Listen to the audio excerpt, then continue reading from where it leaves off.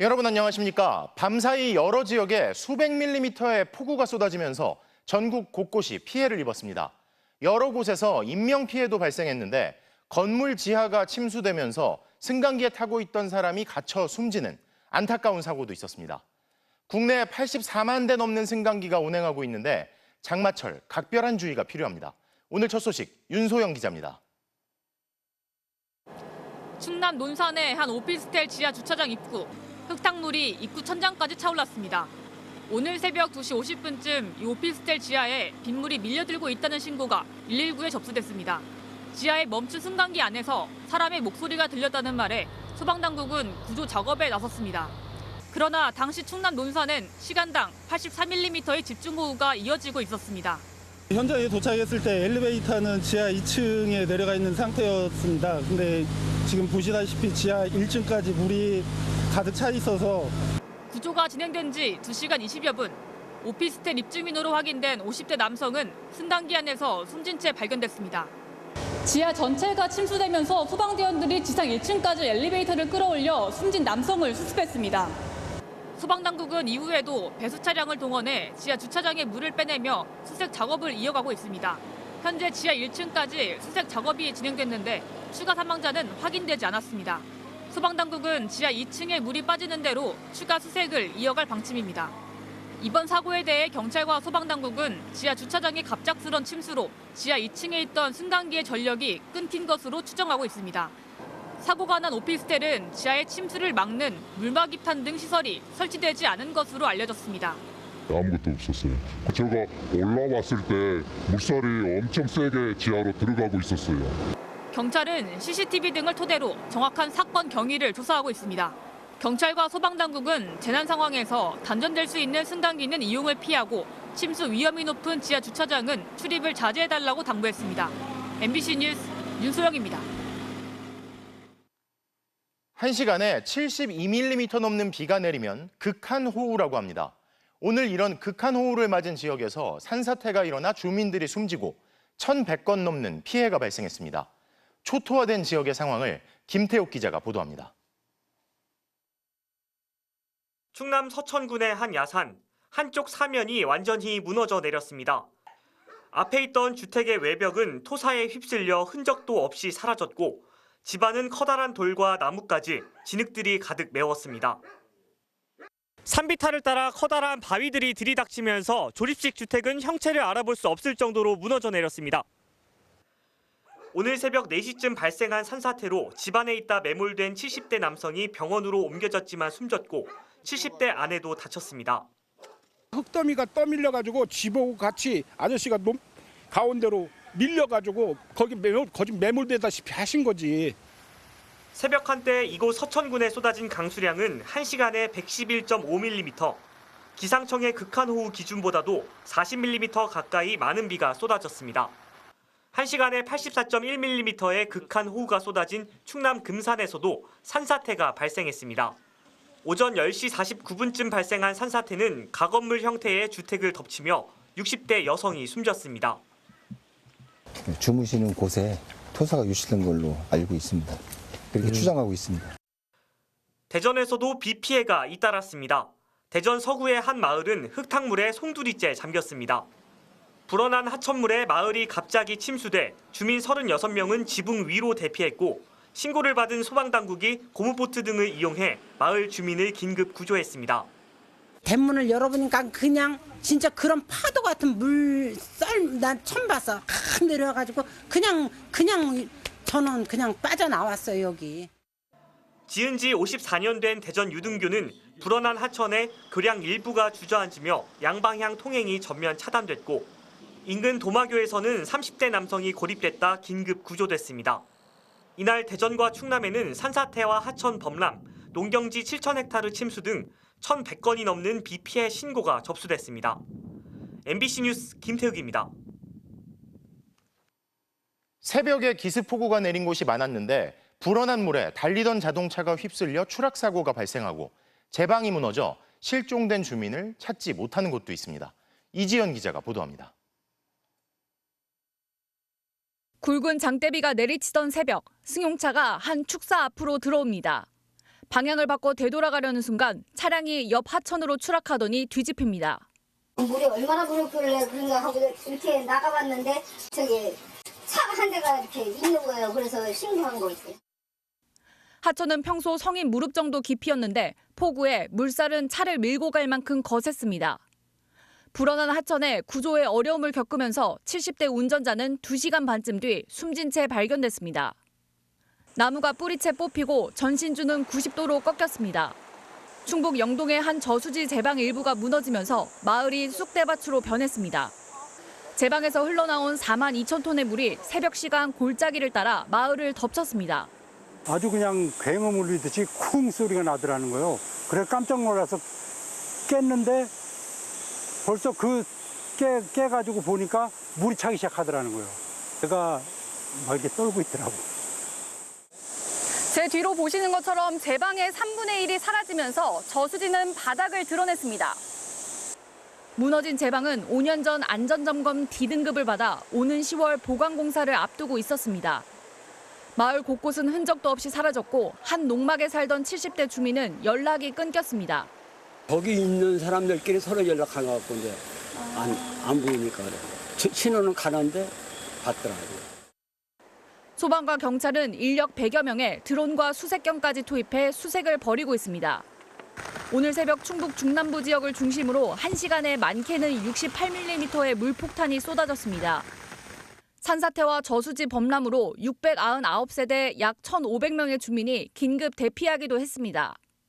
도로 침수와 낙석, 토사 유출로 공공시설물 307곳이 파괴됐고 주택과 차량 침수도 88건 접수됐습니다. 또 경부고속도로 금강휴게소와 요금소가 침수돼 한때 운영이 중단됐습니다. MBC 뉴스 이지연입니다.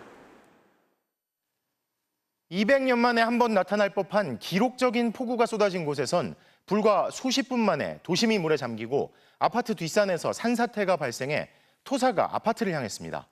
동물들이 떼죽음을 당한 축산농가도 있습니다. 이주연 기자입니다. 하늘에 마치 구멍이 난 듯 폭우가 쏟아집니다.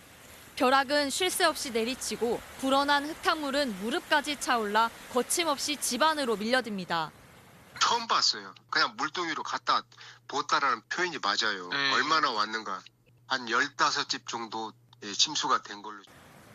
오늘 새벽 1시쯤 전북 군산 어청도에 시간당 강우량 146mm를 기록했습니다. 관측 사상 최고치였습니다. 역대급 폭우는 군산 시내에도 덮쳤습니다. 1시간에 130mm, 200년 만에 한 번 올 만한 비였습니다.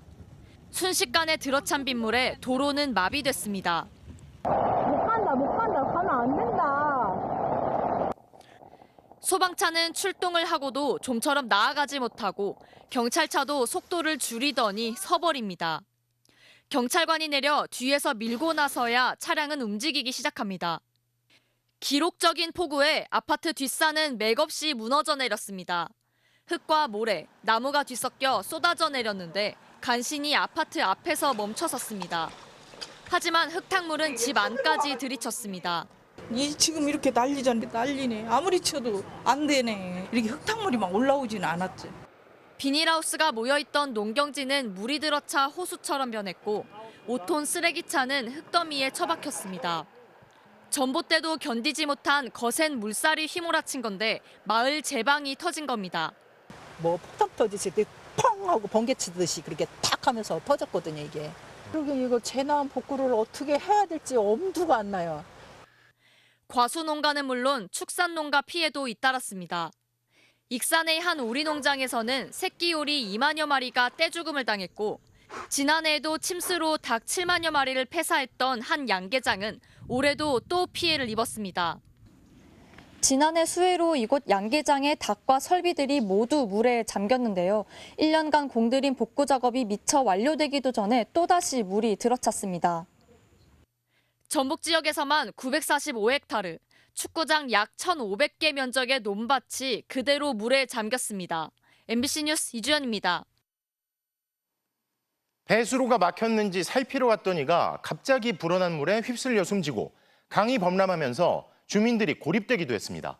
새벽 배달을 나갔다 실종된 40대 여성을 찾는 수색 작업도 하루 종일 이어졌습니다. 변예주 기자입니다.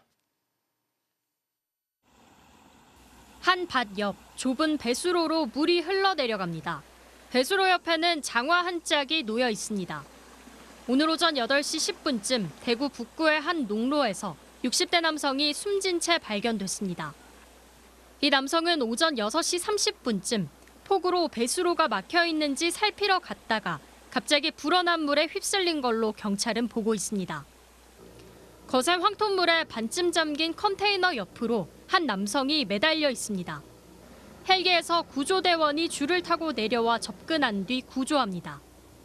오늘 오전 11시 10분쯤 대구 수성구 금호강변에 설치된 파크 골프장에서 60대 직원 3명이 시설물에 갇혔다는 신고가 접수됐습니다. 저 컨테이너 안에서 직원 3명이 일하고 있었습니다. 하지만 금호강물이 빠르게 불어나면서 그대로 안에 갇혔습니다. 거기 일하시는 분이 물이 잠기기 전에 물이 넘칠 것 같다고 빠져나오라고 그랬는데 미처 나오지 못해가지고.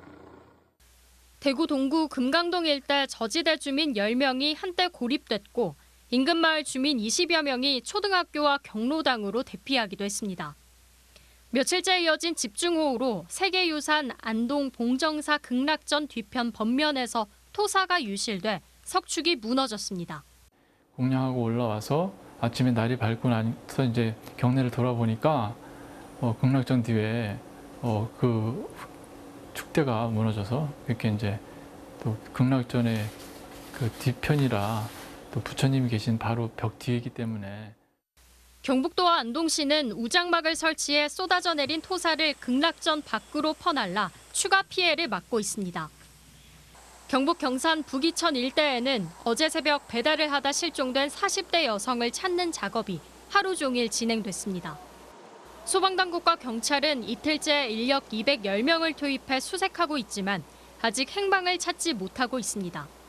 이번 폭우로 신고된 피해 건수는 오늘 오후까지 대구에서는 266건, 경북에서는 765건이 집계됐습니다. MBC 뉴스 변예주입니다. 밤사이 비 피해를 입은 곳 중엔 심지어 500년에 한 번꼴로 나타날 만큼 살인적인 폭우가 쏟아진 곳도 있는 걸로 확인됐습니다. 대체 원인이 무엇인지, 앞으로도 계속 이럴지 현인아 기후 전문 기자가 짚어봤습니다.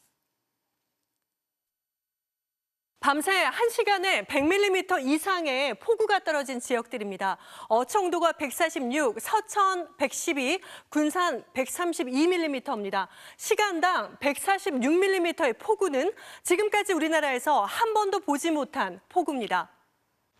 이런 물폭탄이 떨어질 확률은 최고 500년에서 200년에 한 번 빈도로 분석됐습니다. 우리가 보통 보지 못했던 극한폭우에 해당하는 강우량으로 판단이 되어지고요. 빈도로 환산해보면 500년 빈도에 가까운 극한폭우라고 판단이 되어집니다. 극단적 폭우의 원인은 대기의 강 범람으로 분석됐습니다. 대기의 강은 아열대 수증기가 집중적으로 지나가는 통로입니다. 밤새 전국에 유입된 수증기의 모습입니다. 중국 남부와 서태평양에서 막대한 양의 수증기가 거대한 강물처럼 밀려왔습니다. 중국 내륙에서 저기가 발달해 나오고 있고, 그리고 남중국해를 비롯해서 저기도 지역에 수증기량이 평소보다 훨씬 많습니다. 그러다 보니까 대개의 강이 발달하기 위한 최적의 조건을 가지고 있습니다. 강처럼 밀려온 수증기는 북쪽에서 밀려온 냉기와 부딪혔습니다. 오늘 새벽 한반도 상공의 기류인데요. 남쪽에서는 아열대 고기압이 만든 남풍, 북쪽에서는 상층 저기압이 만든 북풍이 밀려와서 정면으로 충돌했습니다. 이 충돌로 거대한 폭우구름이 생겼습니다. 붉은색으로 표시된 키가 10km가 넘는 살인적인 폭우구름이 발달해서 새벽에 충남과 전북 지역을 강타하는 모습입니다. 위험한 하층 제트기류도 출현했습니다. 화면에서 이 붉은색이 1.5km 상공에서 부는 시속 46km 이상의 남서풍, 즉 하층 제트인데요. 이런 강풍이 다량의 수증기를 실어 날라서 폭우구름을 키웠습니다. 특히 밤에는 대기 상층이 냉각돼 대기 불안정이 심해지고 하층 제트도 강해져 물폭탄의 위력이 커집니다. 이른바 야행성 폭우가 위험한 이유입니다. 여기다 뜨거운 바다가 뿜어내는 수증기도 폭우에 기름을 부었습니다. 네, 이곳은 최근 우리나라 주변의 수온인데요. 서해와 남해는 이달 들어서도 예년보다 최고 2도에서 3도나 높은 고온 현상이 계속되고 있습니다. 평소보다 매우 높은 수온 상태가 수개월째, 벌써 이제 1년이 넘게 유지되고 있는데요. 요거는 사실은 호우 측면에서는 매우 안 좋은 현상입니다. 물폭탄의 위력이 커지는 현상은 기후변화의 대표적인 현상 중 하나입니다. 더 강력해지는 폭우에 대비해야 합니다. MBC 뉴스 현인아입니다. 공수처가 VIP한테 임성근 전 사단장 얘기를 하겠다는 내용의 녹음 파일을 확보하고 구명 로비 의혹을 수사하고 있다는 소식 전해드렸는데요. 대통령실 입장이 나왔습니다. 대통령실은 물론 대통령 부부도 전혀 관련 없고 허위사실 유포에 대해 강력 대응할 방침이라고 밝혔는데요. 내가 VIP한테 얘기하겠다고 말한 장본인 이종호 블랙펄 인베스트 전 대표는 도이치모터스 주가 조작 공범이자 김건희 여사의 계좌를 관리했다고 지목된 인물입니다. 왜 그의 통화에서 임 전 사단장이 언급되는 건지, 언제 어떻게 이뤄진 통화인지 먼저 조희원 기자가 보도합니다. 카카오톡 단체 대화방입니다. 지난해 이종호 전 대표와 공익신고자 등 5명이 참여했습니다.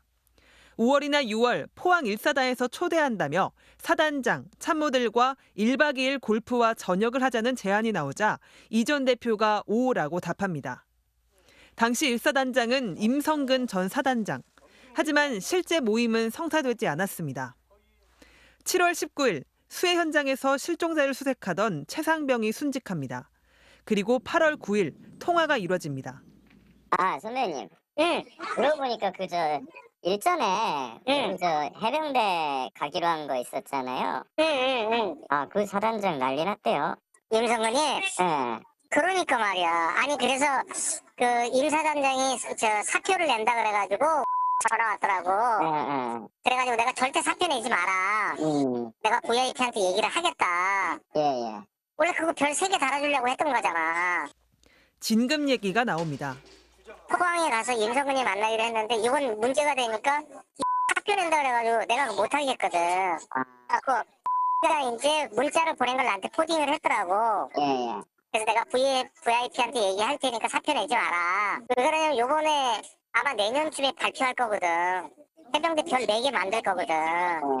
근데 요새 갈수록 매스컴이 너무 두드리네. 자신이 얘기를 풀었다고 말합니다. 위에서 그럼 지켜주려고 했다는 건가요, VIP 쪽에서? 그렇지. 그런데 이 언론이 하네. 그럼 얘기가 원래 다 돼 있었던 거예요? 내가 얘기를 풀었지. 해가 바뀌고 올해 3월 4일에도 통화했습니다. 이종섭 전 국방부 장관이 호주 대사로 임명되면서 떠들썩해질 무렵이었습니다. 이종호 전 대표는 쓸데없이 개입했다며 후회하는 듯한 말을 합니다. 너 임성근이 안 만났었냐? 임 사단장은? 만날 뻔했었죠, 그때. 아, 너는 이 성근이랑 임 사단장은 뭐 안 만났구나. 네.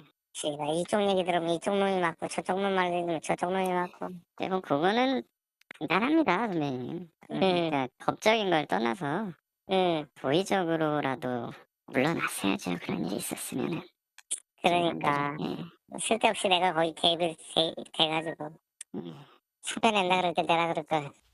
임성근 전 사단장은 구명 로비가 있었다면 장관이 해병대 수사 결과 결재를 번복한 작년 7월 31일 이전이어야 했다면서 통화는 이 이후라 시기상 불가능했다고 주장했습니다. 또 이 씨와 한 번도 통화하거나 만난 사실이 없다고 거듭 밝혔습니다. 대통령실도 입장을 냈습니다. 임성근 구명 로비 의혹과 관련해 대통령실은 물론 대통령 부부도 전혀 관련 없다고 했습니다. 또 근거 없는 주장과 무분별한 의혹 보도에 대해 심히 유감을 표하며 허위사실 유포에 대해서는 강력히 대응할 방침이라고 했습니다. MBC 뉴스 조희원입니다. 그렇다면 언급된 VIP는 도대체 누굴까요? 녹음 파일 보도 전까지만 하더라도 자신도 누군지 모르겠다고 했던 이종호 전 대표는 오늘 돌연 해병대 수장인 김계환 사령관을 말한 거라고 해명했습니다. 이어서 김상훈 기자입니다. 통상 VIP는 대통령을 뜻하는 말로 쓰입니다. 경호상 이유로 대통령을 직접 언급하지 않으려고 불렀던 말인데 이제는 시중에도 널리 알려졌습니다. V라고 줄여서 부르기도 합니다. 최근 공개된 김건희 여사와 한동훈 후보 문자에서도 V가 등장합니다. 이종호 전 대표에게 녹음 파일 보도 전 여러 차례 VIP가 누군지 물어봤습니다. 근데 VIP가 누구예요? 그게 저도 모르겠어요. 임성근 사단장 사표 소식을 전해준 해병대 후배 송모 씨가 VIP라고 하길래 따라 썼다고 했습니다. 형님 뭐 VIP하고 연락이 됐나요?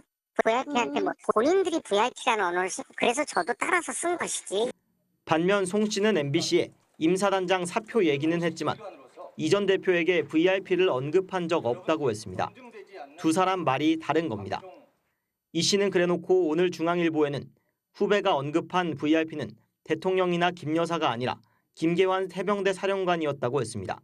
VIP를 누구로 말한 걸로 이해하신 거예요? 사령관이라고 생각하고 있었다고요. 이종호 전 대표는 도이치모터스 주가 조작 사건으로 1심에서 유죄를 선고받았습니다. 재판부는 이 전 대표가 운영한 블랙펄 인베스트가 김 여사 계좌를 관리했다고 판단했습니다. 이에 대해 주가 조작에 가담한 건 아니라는 게 김 여사 측 입장입니다. 이 전 대표는 김 여사를 알았던 건 부정하지 않았습니다. 그러면서 VIP는 김 여사나 대통령을 지칭하는 것도 아니라고 했습니다. 뭐 그분이 결혼하기 전에 알았던 게 뭐가 잘못된 건가요? 근데 저는 그쪽하고는 연락도 하지 않고. 이 전 대표는 통화 상대방이 유도해서 VIP라는 말을 자신이 썼을 거라고도 했지만 녹음 파일에서 VIP라는 말을 먼저 한 건 이 전 대표입니다. 이 전 대표는 임성근 전 사단장을 모른다며 구명 로비를 한 적도 없다고 거듭 주장했습니다. MBC 뉴스 김상훈입니다. 공수처가 확보한 녹음 파일에는 이 전 대표가 군 인사와 경찰 인사에 힘을 쓸 수 있는 것처럼 언급한 내용도 담겨 있습니다. 사성 장군 만들 거다, 별 2개를 달아줄 것 같다고 했는데요. 공수처는 이 씨가 실제로 영향력을 행사할 만한 인물이었는지 들여다보고 있습니다. 보도에 이준희 기자입니다. 작년 8월 9일 전화통화에서 이종호 전 대표는 자신이 임 전 사단장의 사표 제출을 말렸다며 내년쯤 해병대에 사성 장군이 나올 수 있다고 말합니다. 그래서 내가 VIP한테 얘기할 테니까 사표 내지 마라. 왜 그러냐면 요번에 아마 내년쯤에 발표할 거거든. 해병대 별 4개 만들 거거든. 현재 해병대 최고 계급은 삼성 장군으로 해병대 사령관입니다. 해병대 사령관을 사성 장군으로 진급시키겠다는 윤석열 대통령의 공약은 있었지만 아직 현실화되지 않았습니다. 인사에 힘을 쓸 수 있다는 식의 언급은 같은 날 대화에서 또 나옵니다. 아, 이건 좀 있어봐. 내가 그것도 하고 오늘 도 연락이 와가지고 또 오늘 저녁 때 되면 연락 올 거야. 그 사람이 누군지 공익신고자가 묻자 이 전 대표는 한 경찰 고위 간부의 이름을 댑니다. 그게 누구였죠? 서울 치안감. 별 2개 다는 거. 아마 전화 오는데 별 2개 달아줄 것 같아. 그래도 또 우리가 또 그 정도는 주변에 데리고 있어야 되지 않냐? 경찰에서 3번째 최고위직인 무궁화 2개, 치안감을 별 2개라고 언급한 것으로 보입니다. 실제로 승진은 이루어지지 않았습니다. 이 전 대표에게 녹취 내용을 묻자 사실 자기는 그 간부를 모른다며 이것도 후배 송모 씨한테 들었다고 했습니다. 친애들이 좋은 사이니까 진급시켜야 된다 뭐 이런 얘기를 사적에서 할 수 있잖아요. 이번엔 송 씨에게 물었더니 사실 확인은 이 전 대표에게 하라는 답이 돌아왔습니다. MBC는 해당 경찰 간부에게 이 전 대표를 아는지 승진 얘기를 한 적 있는지 물었지만 답하지 않았습니다. 오늘 연가를 내고 출근하지 않았습니다. 공수처는 향후 수사 계획에 대해 어떤 것도 확인해 줄 수 없다면서도 수사라는 게 의혹이나 의심이 있으면 확인은 해야 하는 것이라고 했습니다.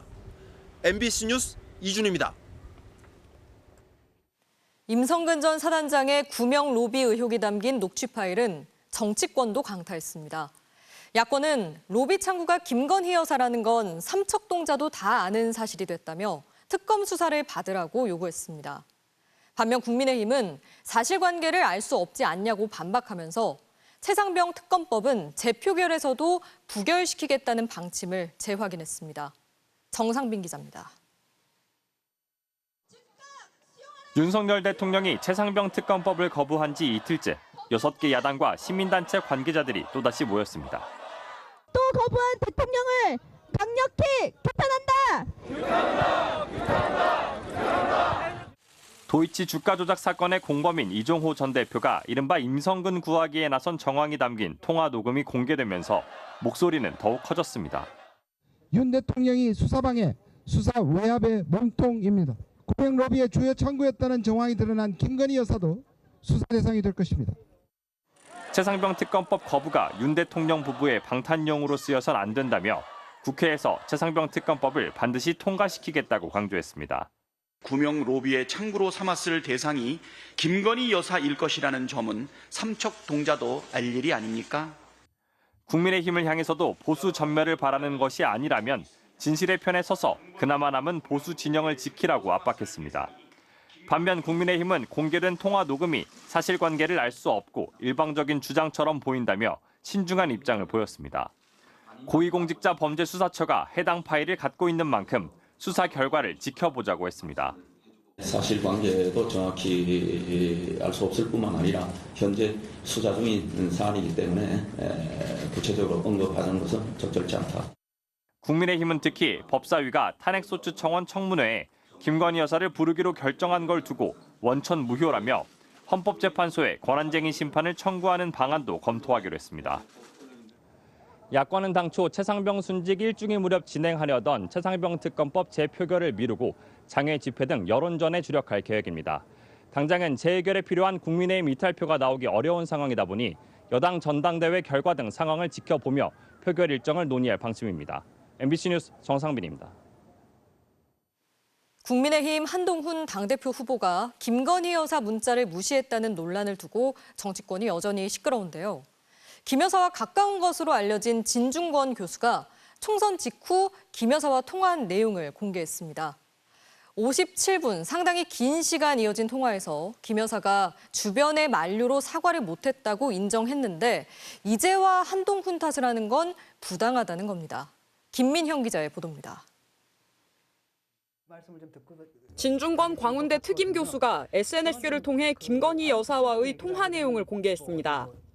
지난 총선 직후 거의 2년 만에 전화가 걸려와 57분간 통화했다는 겁니다.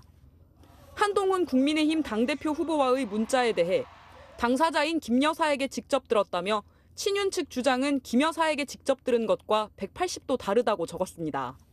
김 여사는 대국민 사과를 거부한 책임은 전적으로 자신에게 있고 그릇된 결정은 주변 강권에 따른 거라 했는데 2달 사이 그 동네 말이 180도 바뀌었다며 사과를 못한 게 한동훈 때문이라니 어이가 없다고 했습니다. 당사자조차 주변, 즉 친윤들이 말려서 사과를 못했다 인정했는데도 친윤은 이제 와서 한 후보 탓이라고 있다며 사실상 한 후보를 두둔한 겁니다. 당권 주자들 사이 격한 공방은 계속됐습니다. 경쟁 주자들은 한 후보를 더욱 몰아붙였는데 심지어 총선을 일부러 졌냐는 말까지 나왔습니다. 절박한 상황에서 혹시 총선을 고의로 패배로 이끌려고 한 게 아닌지까지 생각할 수밖에 없습니다. 저는 이런 다중인격 같은 구태 정치 청산되어야 한다라고 말씀드립니다. 만약에 과거의 허물에 대해서 드러낼 수 있는 용기가 없다면 미래가 없어요. 반면 나경원 후보는 지나치게 격렬한 공방은 자제하자며 한 발 물러났습니다.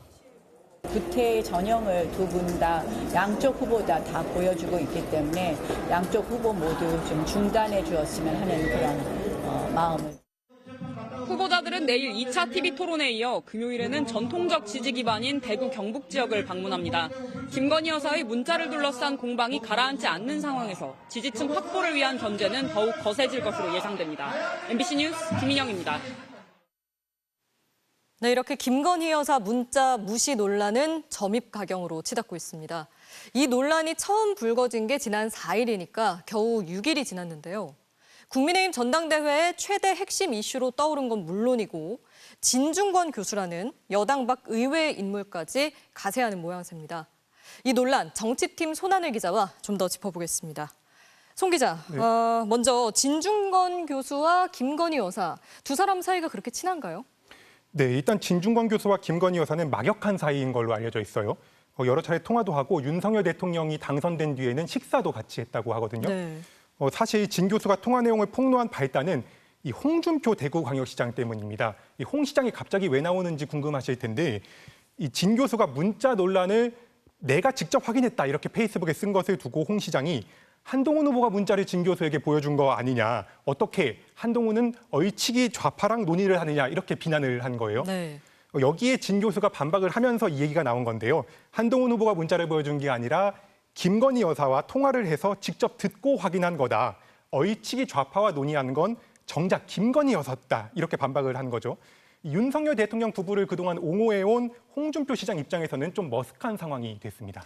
네, 이렇게 진 교수가 통화 사실을 공개를 했는데 지금 같은 문자를 놓고 해석이 너무 엇갈립니다. 그러니까 진짜 사과할 생각이 있었냐 없었냐 이게 양측 입장이 팽팽한데요. 한동훈 후보는 계속해서 사과할 생각이 없었던 거다 이렇게 주장하고 있잖아요. 예, 그렇습니다. 어제 첫 TV 토론이 열렸는데 저희도 전해드렸습니다만 이 한동훈 후보가 김건희 여사의 문자와는 별개로 당시에 사과하지 않겠다는 대통령실의 입장이 워낙에 확고했다 이렇게 재차 말했습니다. 직접 네. 그 장면 들어보시죠. 여사님께서 사과할 뜻이 없다는 확실한 입장을 여러 경로로 확인했습니다. 대통령실 자체가 사과를 하지 않겠다는 입장이 너무 명확했습니다. 예단하시고 그렇게 말씀하셨다. 예단이 아니라 그리고 그 제가 문자를 이걸 그렇게 다 읽었다. 공개했을 그것을 제 주도권 토론이니까. 위험해지는 부분이 있기 때문에. 네, 지금 발언을 보면 다 공개했을 때 위험해질 수 있다. 이 발언 공개하지 못한 뭐가 더 있다는 건지 무슨 의미일까요? 네, 그 부분 때문에 오늘 하루 종일 좀 술렁였는데 이 당시에도 나경원 후보가 뭐가 위험해지냐 이렇게 되물었지만 한 후보는 입을 열지 않았어요. 근데 다만 저희가 왜 말을 아끼는가 이걸 짐작은 해볼 수 있겠죠. 이 여권 관계자에 따르면 김경률 당시 비대위원이 이 마리 앙뚜아네트 발언을 한 이후에 윤석열 대통령과 한 후보가 여러 차례 전화 통화를 했습니다. 이 통화에서 두 사람이 언쟁을 벌였다는 이야기도 있어요. 네. 이 윤 대통령이 만약에 한동훈 당시 비대위원장한테 화를 내면서 어떻게 측근을 내세워서 이런 얘기까지 하느냐, 비대위원을 교체해라 이런 요구 등을 했다면 부당하게 당무에 개입했다라는 지적을 받을 수가 있겠죠.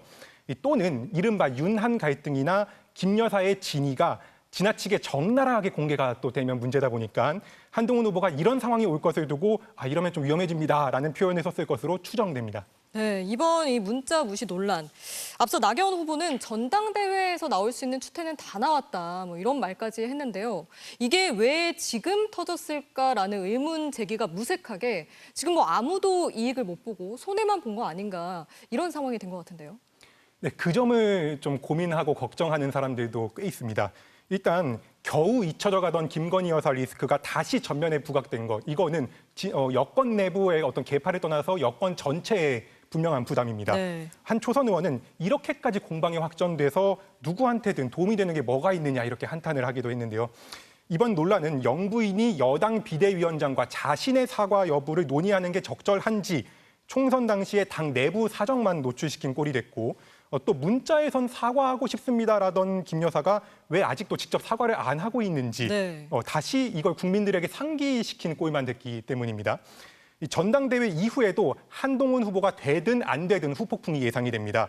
아직도 한 후보 독주 체제는 유지가 되고 있는데 이런 공격을 받고도 그대로 한 후보가 뽑힌다면 오히려 친윤과 용산의 레임덕만 가속하는 역효과를 낼 수도 있기 때문입니다. 네. 반면 한 후보의 독주가 꺾이고 만약 다른 후보가 당선이 된다면 그러면 지난해 전당대회에 이어서 민심과 당심에서 1위 하던 후보가 또다시 석연찮은 이유로 떨어지는 모양새가 반복되는 셈이어서 이 역시도 후폭풍이 계속될 수밖에 없습니다. 네, 여기까지 듣겠습니다. 손하늘 기자 잘 들었습니다.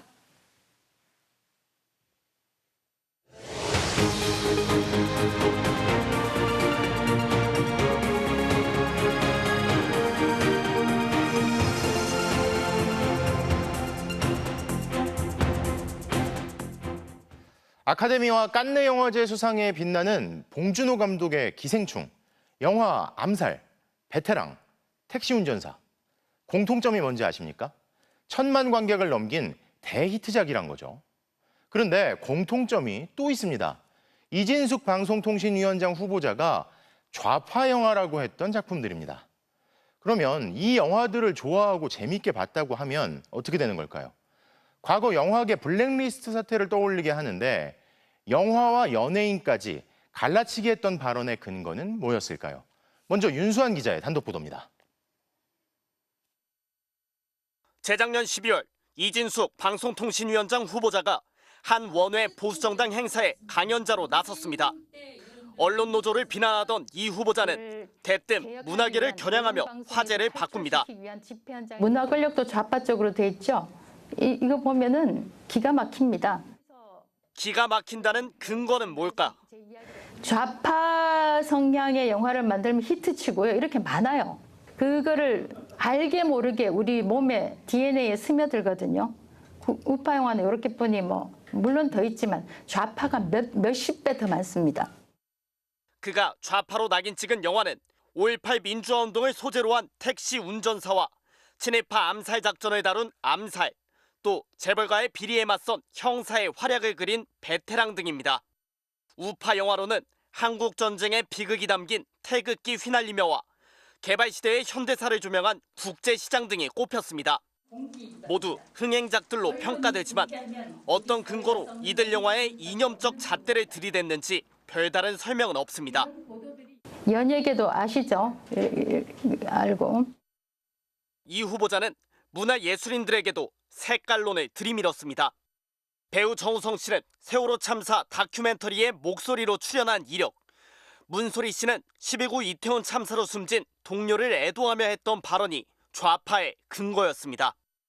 너를 위한 애도는 이게 마지막이 아니라 진상규명되고 책임자 처벌되고 그 이후에 더더욱 진짜 애도를 할게. 지호야 사랑해. 반면 우파로 소개된 연예인들은 이렇다 할 이유도 없이 명단만 적혀 있습니다. 이 후보자는 지난해에도 전두환 신군부의 쿠데타 마쿠를 파헤친 영화 서울의 봄을 좌파의 역사 공정이라고 주장했습니다. 영화를 통해 국민의식이 좌경화된다는 이명박 정부 당시 문학의 블랙리스트 문건과 같은 맥락의 주장입니다. 취재진은 문화예술 분야의 이념 성향 분류가 어떤 기준인지 물었지만 이 후보자 측은 인사청문회에서 답변하겠다고 밝혔습니다. MBC 뉴스 윤수환입니다. 중립적이고 중도적인 사람은 안 된다. 신사, 점잖은 사람, 그런 사람은 안 된다. 앞서 보신 이진숙 후보자의 또 다른 말들인데요. 뭐가 안 된다는 거냐면 MBC 같은 공영방송의 수장으로 중립적이고 점잖은 사람 뽑으면 안 된다는 겁니다. 그럼 공영방송 사장님이 되기 위해선 신사적으로 행동하고 점잖게 살려고 노력하면 정말 안 되는 걸까요? 이용주 기자입니다. 이진숙 방통위원장 후보자는 사실이 아닌 주장으로도 공영방송 종사자들에게 적대감을 드러냈습니다. 중요한 선거가 있는 데는 반드시 파업이나 제작 거부 같은 분란이 생기고요. 또 좌파 대통령 때는 파업이 없습니다. 문재인 때 여러분들 MBC에서 파업 일어난 거 보셨습니까? 파업을 할 필요가 없죠. 하지만 MBC 언론노조가 공정방송 복원을 내걸고 72일간의 총파업에 들어갔던 시기는 문재인 전 대통령 집권 초였던 2017년 9월. 이처럼 노조를 향한 뿌리 깊은 반감으로 이 후보자는 합법적인 쟁의 행위에도 공격을 서슴지 않았습니다. 2012년 그 파업은 정치 파업이다. 좌파 입맛에 맞는 보도만 공정방송이라고 그 사람들이 규정을 하게 된 거죠. 이 후보자가 이런 말을 한 엿새 뒤 MBC의 2012년 파업의 합법성을 인정하는 대법원 확정 판결이 나왔습니다. 특히 이 후보자는 지난해 자유총연맹의 한 토론회에서 공영방송 수장이 중립적 인사여선 안 된다는 발언으로 귀를 의심케 하기도 했습니다. 무너진 공영 언론, 그 기울어진 문화 권력 지평을 바로 세워줄 그런 사람이 필요하지. 중도적이다, 중립적이다, 신사다, 점잖다 그런 사람 안 됩니다. 인노총하고 싸울 수 있는 사람, 끝까지 버틸 사람을 뽑아야 됩니다. 지난해 월간조선 인터뷰에선 공영방송과 박문진, 방통위, 문체부 등에는 처벌, 단죄, 징계로 지금까지 해악을 바로잡을 인물이 가야 한다고도 말했습니다. 혐오 조장이나 갈라치기, 낙인 찍기뿐만 아니라 노조에 대한 극단적 반감, 블랙리스트와 유사한 문화 예술계에 대한 인식 이런 것들은 기본적으로 구구적 사고의 바탕을 두고 있는 거죠. 방송통신위원장으로 가장 부적합성을 갖고 있는 그런 특징들이 아닌가 생각합니다. 윤석열 대통령은 국회에 보낸 인사청문 요청안에서 이 후보자가 방송의 공정성을 담보할 적임자라고 했습니다. 또 합의제 행정기구의 장으로서 어느 한쪽에도 치우침 없는 리더십을 발휘할 수 있을 것이라고 밝혔습니다. MBC 뉴스 이용주입니다. 수도권 중심으로 집값이 다시 오르고 있다. 이런 얘기가 나온 지 꽤 됐죠. 실제로 주택 거래는 눈에 띄게 늘었고 은행에서 주택담보대출 받은 액수도 껑충 뛰었습니다.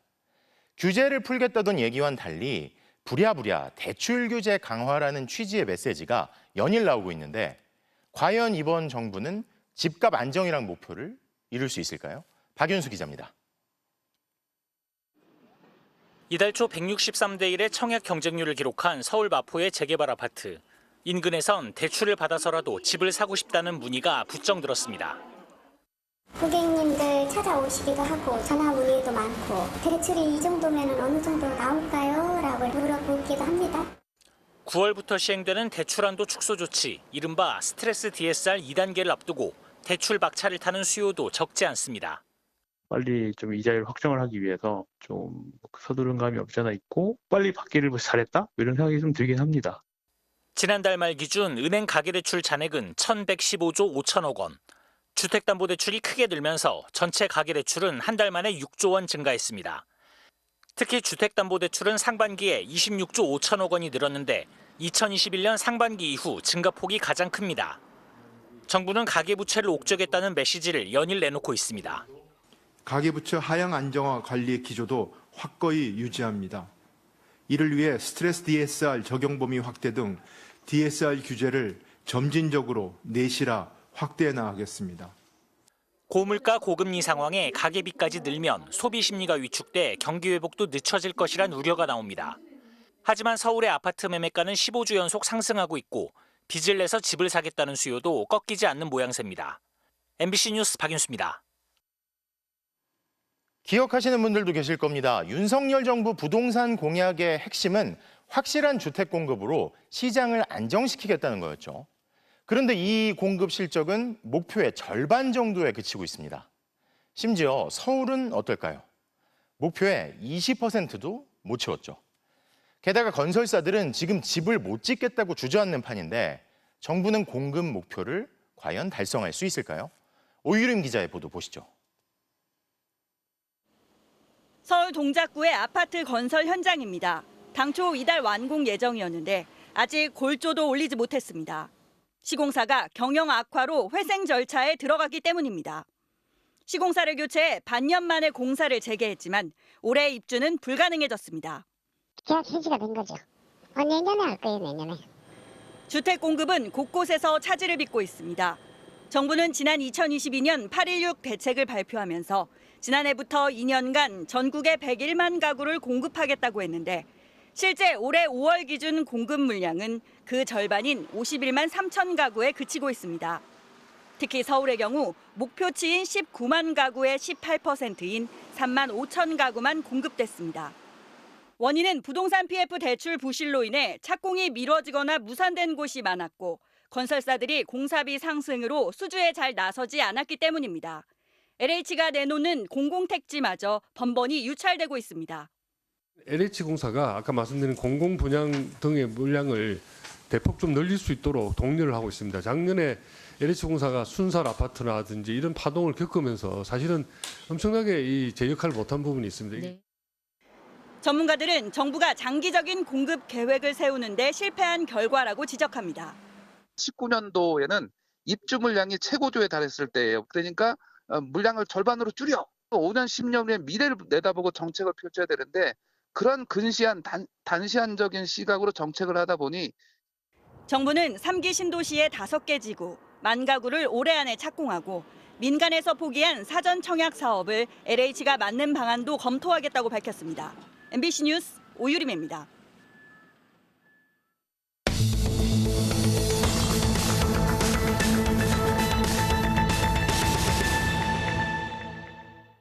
뉴스 현장에서 사실을 확인하는 현장 검증입니다. 음주운전 뺑소니 혐의를 받는 가수 김호중 씨의 첫 재판이 오늘 열렸습니다. 김 씨가 음주 사실을 시인했는데도 검찰이 음주 혐의를 제외해 재판 전부터 큰 논란이 일었는데요. 음주운전 후 현장을 벗어나 술을 더 마신 김 씨를 따라하는 사람이 늘고 있다는 제보가 잇따라 현장을 확인해봤습니다. 지난달 29일 경기도 화성의 한 유흥가. 경찰에 음주운전 의심 신고가 접수됐습니다. 저희가 음주 의심에 대해서 신고했는데요. 잠시만 기다려 주시겠어요? 신고 사실을 안 운전자가 급히 편의점으로 향하더니 냉장고에서 소주병을 꺼내듭니다. 드시지 마시라고요. 물 먹어, 물. 운전 후에 술을 더 마셔 운전 중에 음주 상태였는지를 알 수 없게 만드는 이른바 술타기 시도가 의심되는 상황. 나와보세요. 긴급 출동한 경찰의 음주 측정 결과는 면허 정지 수치였습니다. 이보다 이틀 앞선 지난달 27일 경기도 파주의 한 아파트 주차장. 운전자가 시민과 실랑이를 벌입니다. 죄송한데 음주하신 것 같아가지고 제가 신고를 좀 했거든요. 경찰이 금방 올 거예요. 음주운전 신고 사실을 알자 곧바로 집으로 향하는 운전자. 경찰 오고 있거든요. 집으로 오시라고 그러세요. 엘리베이터 탑승을 막자 10층 이상을 계단으로 걸어 올라가 집으로 들어갑니다. 둘이서 한 3병 정도 먹는 거 확인하고 기다려달라니까 그냥 도망가더라고요. 출동한 경찰이 문을 두드리고 벨을 눌러도 아무런 반응이 없습니다. 조사관입니다. 한동안 문 밖에서 기다린 경찰은 결국 그대로 발길을 돌립니다. 이분이 나오신다고 해도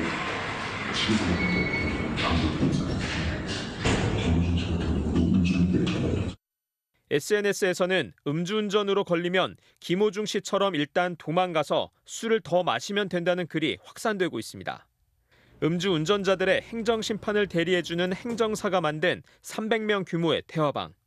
경찰이 오기 전에 현장을 벗어났다거나 결정적 증거인 블랙박스를 렌터카 회사에서 없애준다고 했다 등의 경험담이 버젓이 올라옵니다. 음주를 주제로 200여 명이 모인 또 다른 단체 대화방 역시 주된 내용은 음주운전 시 김호중 씨처럼만 하면 된다는 겁니다. 도주를 해서 음주 측정 결과 나오지 않을 정도까지는 숨어라. 그러면 음주운전에 대한 처벌은 피할 수 있다는 아주 나쁜 선례를 보여줬잖아요. 국회에서는 음주운전 후 술을 더 마셔 단속을 방해하는 행위를 처벌하는 이른바 김호중 방지법이 발의돼 있는 상황. 더 나아가 음주운전 의심자에 대한 경찰의 강제 수사를 가능하게 하고 도주에 대한 처벌을 강화하는 등 실효성 있는 대책이 마련돼야 한다는 목소리가 힘을 얻고 있습니다. 현장 검증 김태윤입니다. 혹시 자동차 시동을 끄지 않고 잠깐 내려서 뭔가를 해본 경험 있으십니까? 시동이 켜진 남의 차를 몰고 달아난 사람이 붙잡혔는데 그 전에 시속 180km로 질주하며 경찰과 추격전까지 벌였습니다. 백승우 기자입니다. 길을 걷던 남성이 맞은편 길가에 세워진 차를 유심히 쳐다봅니다. 도로를 가로질러 차 문을 열더니 그대로 차를 몰고 떠납니다. 차 주인이 시동을 켜둔 채 잠깐 내린 사이 벌어진 일입니다. 깜빡이를 켜놓고 지인분들과 카페를 갔다 왔던 것 같아요. 근데 차량이 없어진 것을 보고 신고를 해. 차 주인이 스마트 키도 갖고 내렸지만 이미 시동이 걸려 있어 주행이 가능했던 겁니다.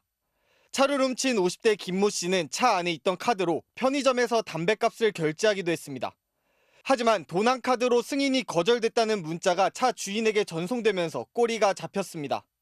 바로 이 편의점으로 향한 경찰은 주변에서 도난 차량을 발견했습니다. 흰색 도난 차량 모델을 찾고 있었는데 마침 대로변 쪽으로 이렇게 지나가더라고요. 그래서 수상해서 경광등 끄고 쫓아가 봤는데 갑자기 신호 위반을 하더라고요. 김 씨가 경찰을 피해 달아나면서 도심에서 위험한 추격전이 펼쳐졌습니다. 김 씨는 시속 180km가 넘는 속도로 시내길을 질주했습니다. 신호를 위반하고 중앙선도 침범하면서 10분 넘게 달아났습니다. 결국 경찰차 3대가 앞을 막아선 뒤에야 멈춰섰습니다. 경찰 조사에서 김 씨는 직업이 없어 생활이 어려웠는데 우연히 시동을 켜둔 채 차를 비우는 걸 보고 차 안에 물건들을 가져가려고 차를 훔쳤다고 진술했습니다. 경찰은 김 씨를 절도와 사기 미수 혐의로 구속해 검찰에 넘겼습니다. MBC 뉴스 백수입니다. 손을 묶은 채 물속에 머리를 집어넣었다. 옆방에서 남편이 지르는 비명을 듣게 했다. 간첩으로 몰려 고문을 당했던 진도 간첩단 사건 피해자들의 증언입니다. 이들은 재심 끝에 2009년 무죄 판결을 받았는데요. 이런 과거사의 진실 규명을 위해 세워진 진실화해위원회 국장이 고문을 절차상 문제로 치부하며 공개적으로 무죄 판결을 부정한 녹음 파일을 MBC가 확보했습니다. 나세훈 기자가 단독 보도합니다. 작년 10월 5일 진실화해위원회 교육 시간, 황모 조사 1국장이 70여 명 조사관들 앞에서 발언을 시작합니다. 진도산 간첩단 사건 고문으로 조작, 재심 끝 문제 이렇게 되잖아요, 그죠? 지난 1980년 중앙정보부는 전남 진도 어부 등을 간첩으로 몰아갔고 결국 한 명은 사형, 한 명은 18년 수감됐습니다. 지난 2007년 진실화해위원회는 가혹한 물고문과 폭행 사실을 밝혀냈고 2009년 재심법원은 이들에게 무죄를 선고했습니다. 그런데 황 국장은 간첩 조작이 아니라고 말합니다. 조작은 아니거든요. 내용의 조작은 예를 들면 그게 간첩이 아니다. 아닌 걸 했다고 하면 그 내용의 조작인데. 법원은 50여일간 고문 끝에 받아낸 허위 자백 말곤 아무 증거가 없다고 봤지만 황 국장은 고문을 절차상 문제로 치부합니다. 절차적 문제상 때문에 이제 다 무죄가 선고되잖아요. 소주장 없이 장기간 고문하고 폭력을 가했다. 그 절차적인 가잖아요. 황 국장은 진도 간첩단 피해자 중 한 명의 아들이 최근 다른 공안 사건으로 기소된 걸 근거로 아버지도 간첩이 맞았다는 취지로 주장했습니다. 학살 사건을 조사할 땐 남북 진영의 균형을 맞추라고도 주문합니다. 북한의 만행 3건이면 남한의 만행 3건 하는 그 정도는 괜찮다. 내가 용인한다 그랬다는 거죠. 숫자적인 균형을 맞춰야 되겠구나라는 생각을 가져달라는 겁니다. 어떤 쪽이든 사실관계를 비틀어야 된다라는 압박을 공개적으로 국장이 조사관들에게 했다고 밖에 볼 수 없고 피해자를 2번 죽이는 일이라고 생각합니다. 황 국장은 국가정보원 대공수사관 출신으로 윤석열 정부 들어 진화위에 채용됐습니다. 진화위는 아무런 입장을 밝히지 않았고 황 국장은 문자와 전화 등 10여 차례 연락에도 아무 답이 없었습니다. MBC 뉴스 나세웅입니다.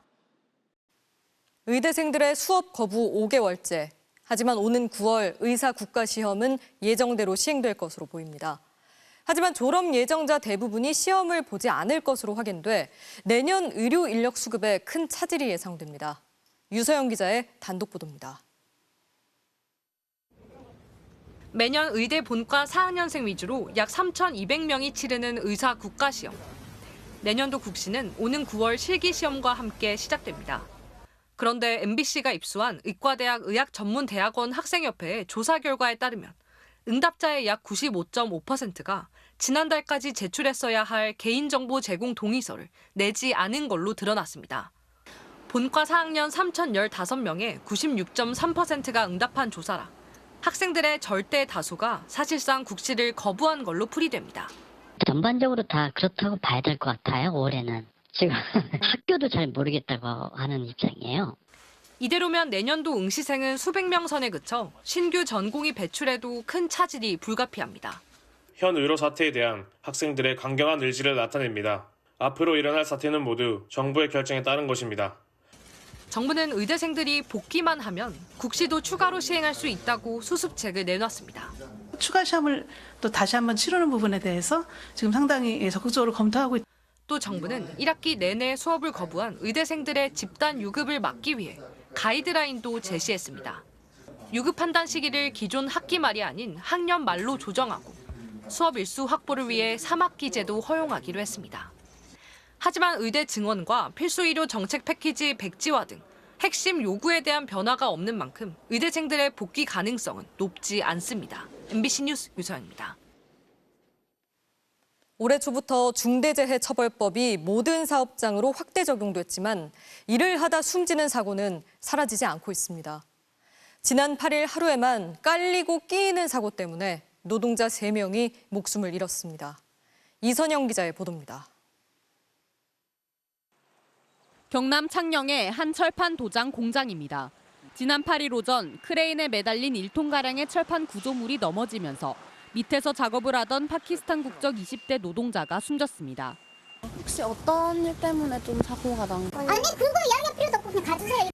같은 날 오후 3시 3분쯤 경남 김해시 상동면의 자동차 부품 제조 공장에서 60대 노동자가 약 1톤짜리 코일에 깔려 숨졌습니다. 역쪽에 기대져 있더라고요. 고정이 안 돼 있으니까 이쪽으로 넘어왔겠죠. 자기가 이제 이렇게 보다가 자기 쪽으로 넘어온 거예요. 세워놓은 게. 경남 함안군 군북면의 한 섬유 제조 공장에서도 섬유 조합기 청소를 하던 30대 베트남 국적 남성이 끼임 사고로 목숨을 잃었습니다. 세 사고 현장 모두 상시 근무하는 노동자 수가 50명보다 적지만 올해 중대재해처벌법이 확대되면서 이곳 함안공장을 제외한 두 곳은 적용 대상이 됐습니다. 노동계는 세 사고가 모두 전형적인 깔림 끼임 사고였고 최소한의 위험 확인만 했어도 막을 수 있는 인재였다고 주장하고 있습니다. 작업 시작 전에 사업주가 안전한지 안 한지만 점검 안 해서도 이 사고는 일어나지 않아요. 실제로 산업재해로 숨진 사고 가운데 끼임 사고가 2번째로 많고 깔림 뒤집힘 사고도 5번째입니다.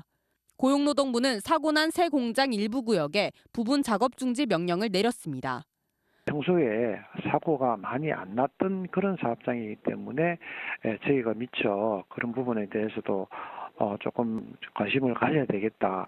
고용노동부 창원지청은 한 달 전 일하다 숨지는 사고를 강력히 처벌하겠다며 광역중대재해 수사과를 만들었지만 벌써 노동자 6명이 일하다 목숨을 잃었습니다. MBC 뉴스 이선영입니다.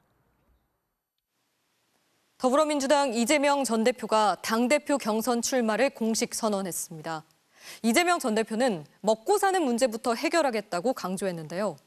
3파전으로 치러지는 당대표 선거보다 13명의 친명 후보가 출사표를 던진 최고위원 선거가 더 뜨거울 것으로 예상됩니다.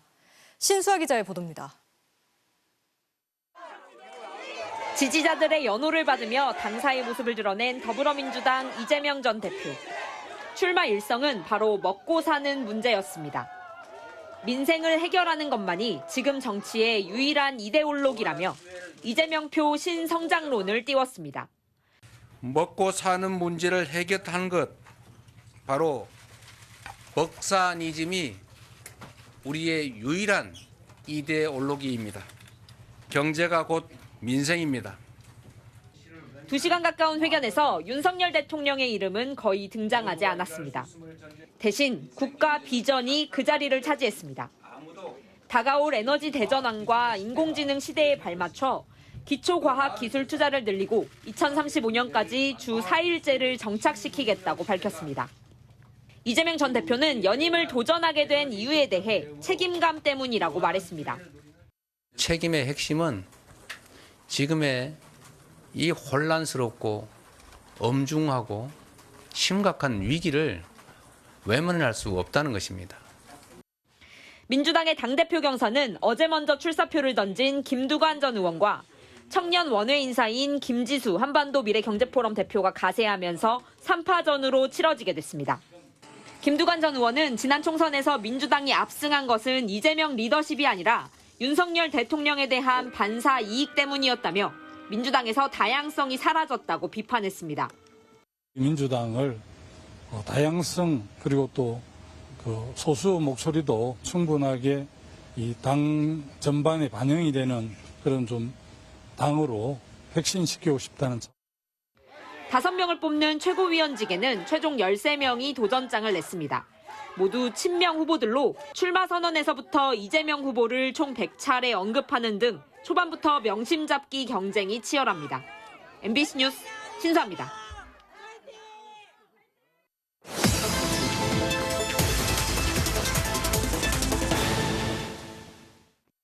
특파원이 간다. 베이징 특파원 이유경입니다. 저는 지금 중국 산둥성 허저시 동민현에 나와 있습니다.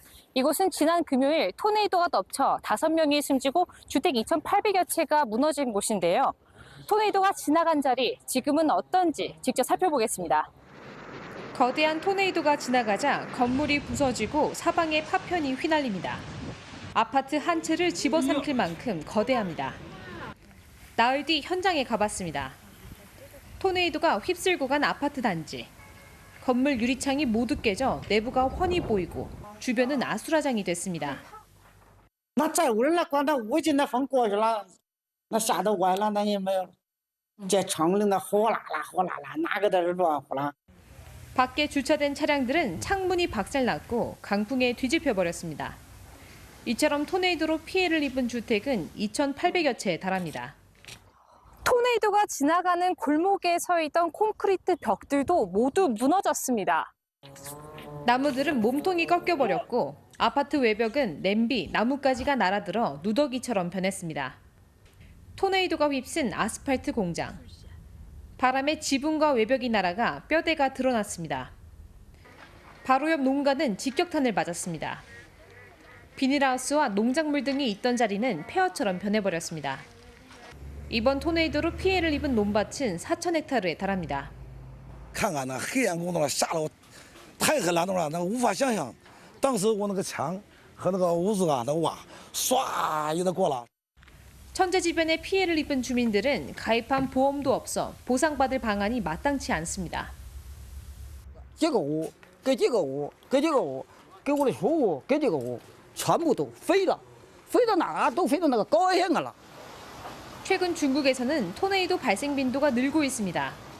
지난 8일에는 푸젠성 바다에서, 지난 4월에는 광둥성에 토네이도가 불어 5명이 숨졌습니다.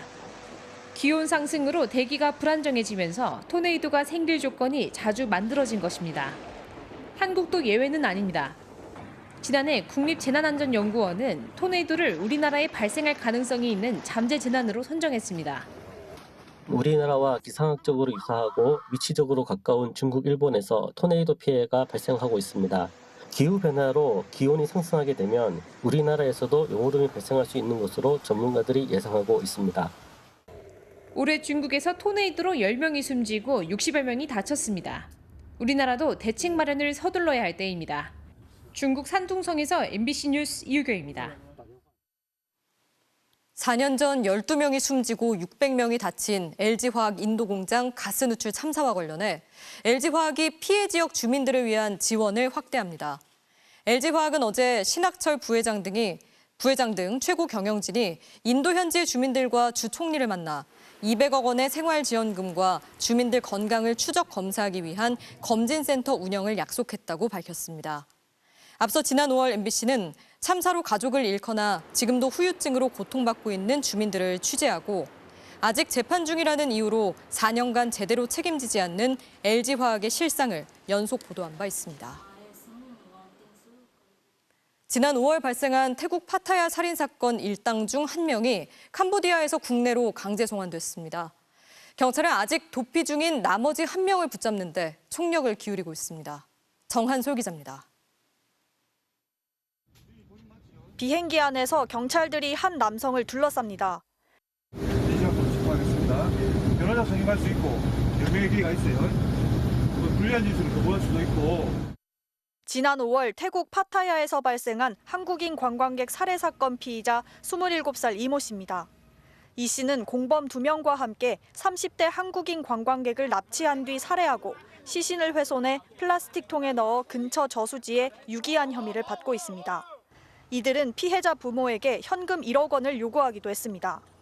이 씨는 범행 직후 캄보디아로 달아났지만 5일 만에 프놈펜에서 현지 경찰에 붙잡혔습니다. 경찰과 외교당국이 태국, 캄보디아 측과 협의한 끝에 붙잡힌 지 58일 만에 국내로 강제 송환됐습니다. 도피를 더 못하게 하려고 여권을 무효화시키고 현재 거기 합법적으로 머무를 수 있는 그 체류 자격이 없지 않냐. 앞서 공범 1명은 전북 정읍에서 지난 5월 먼저 붙잡혀 재판을 받고 있지만 혐의를 모두 부인하고 있습니다. 돈을 준 거 아닙니까? 돈을 뭐 했습니까? 이 씨의 국내 송환으로 혐의 입증에도 속도가 붙을 것으로 보입니다. 이들은 태국 등에서 불법 스포츠 도박 사이트를 운영하다 수익이 나지 않자 금품을 노리고 관광객을 납치한 것으로 조사됐습니다. 경찰은 달아난 공범인 30대 한국인 남성이 태국 주변국으로 밀입국했을 가능성이 있는 것으로 보고 현지 경찰과 공조해 행방을 쫓고 있습니다. MBC 뉴스 정한솔입니다.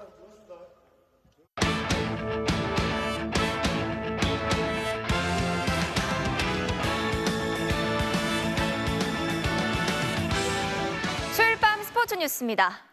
논란 속에 축구 국가대표팀 감독으로 선임된 홍명보 울산 감독이 선임 이후 처음으로 입을 열었습니다. 분노하는 팬들의 심정을 이해한다면서 자세한 심경은 현재 진행 중인 경기 후에 밝히겠다고 말했습니다. 박주린 기자입니다. 지난 7일 국가대표팀 감독 선임 발표 이후 줄곧 침묵을 지켰던 홍명보 감독. 광주와의 리그 홈 경기를 앞두고 담담한 표정으로 경기장에 도착한 홍 감독은 처음으로 입을 열었습니다. 충분히 저는 이해하고 그분들의 어떤 감정이 전 맞을 거라고 생각이 돼요. 저도 하고 싶지만은 글쎄 제 마음대로 될 수 있을지 모르겠네요. 선임 논란과 관련해 심경을 묻는 질문엔 말을 아꼈습니다. 받아들여도 이따가 끝나고 얘기하면 안 될까? 그러니까 이따 끝나고 내가 이따 심경을 말씀드리는 게 좋을. 빗속에서도 경기장을 찾은 울산 팬들은 한결같이 아쉬움을 나타냈습니다. 홍 감독 이름이 적힌 머플러를 찢어 경기장 앞에 놓아둔 팬도 있었습니다. 어쩔 수 없는 선택이라 생각은 하지만 그래도 팬으로서 슬프고 배신감을 느끼는 건 마찬가지인 것 같습니다. 팬들도 많이 충격을 받았을 테지만은 선수들에게도 좀 영향이 많이 가지 않을까 싶어서 화가 많이 나는 것 같습니다. 축구협회 선임 과정을 질타하는 목소리도 터져나왔습니다.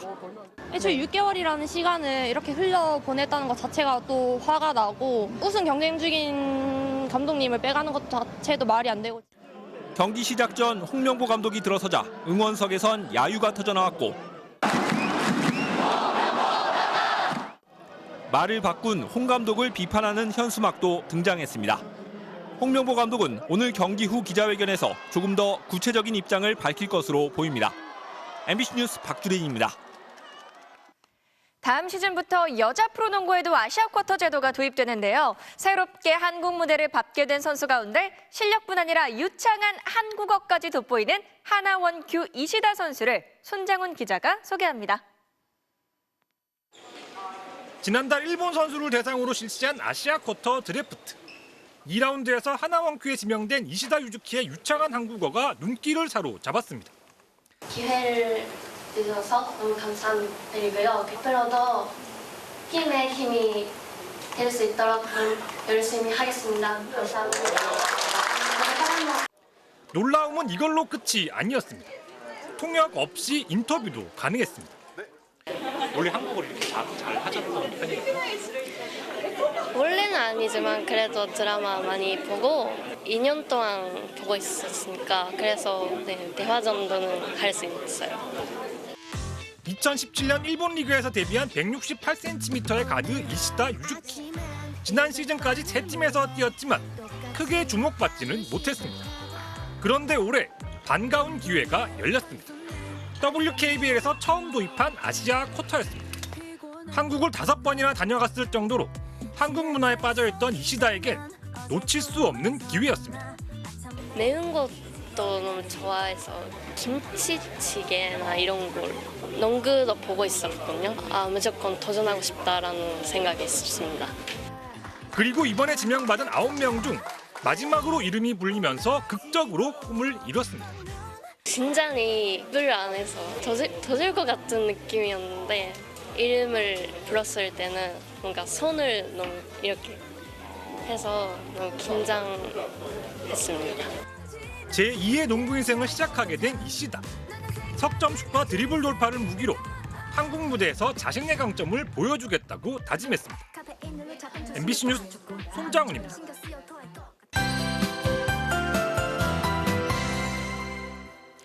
오늘 한강을 보고 왜 이렇게 흙탕물이 되어 있나 싶은 분들 계셨을 겁니다. 지금 이것은 잠실대교를 바라본 모습인데요. 평소와 다르게 물빛이 누렇습니다. 또 마포대교를 바라본 모습도 온통 흙빛인데요. 이유는 오늘 오전부터 팔당댐을 비롯한 한강 상류댐들의 방류를 시작했기 때문입니다. 앞으로 올 비를 위해서 수위 조절에 나선 건데요. 또 오늘 저녁부터 내륙 곳곳에 강한 소나기가 내리고 있습니다. 레이더 영상에서도 국지적으로 강한 강하게 발달한 소나기 구름대가 보이고요. 강원도 영월 등지에는 호우주의보가 내려질 정도였습니다. 내륙 지방은 주말까지 장맛비가 소강 상태를 보이겠지만 소나기가 강하게 쏟아지겠습니다. 한편 어제와 오늘 기록적인 폭우를 쏟아낸 장마 전선은 현재 제주도 인근 남해상으로 남하했습니다. 당분간 제주도 부근에 머물겠지만 다음 주 초반에 또다시 큰 비가 내릴 가능성이 있어 대비가 필요한 상황입니다. 현재 수도권과 강원 내륙에는 폭염주의보가 내려져 있는데요. 특히 이번 주말 서울의 낮 최고 기온은 35도까지 치솟아 폭염이 더 심해지겠습니다. 내일 아침 서울의 최저 기온은 23도를 보이겠습니다. 낮 최고 기온은 서울이 31도, 춘천 32도까지 올라 덥겠습니다. 날씨였습니다. 김건희 여사는 사과를 하려고 했지만 답이 없었다. 그게 아니라 사과를 하려는 뜻이 사실은 없었던 거다. 대통령 부인이 보낸 보안 문자를 두고 여러 주장이 오가고 있지만 해석이 필요 없는 부분도 있습니다. 문자를 무시했다는 집권여당 비대위원장이 현직이던 시절에도 그리고 물러난 이후에도 결국 사과는 없었다는 사실입니다. 문자에는 대국민 사과란 표현이 중요한 것처럼 나오지만 정작 주인공은 따로 있고 사과를 받을 국민들은 들러리가 된 것만 같은 이 상황을 여러분은 어떻게 생각하십니까? 수요일 뉴스데스크 마칩니다. 시청해주신 여러분 고맙습니다.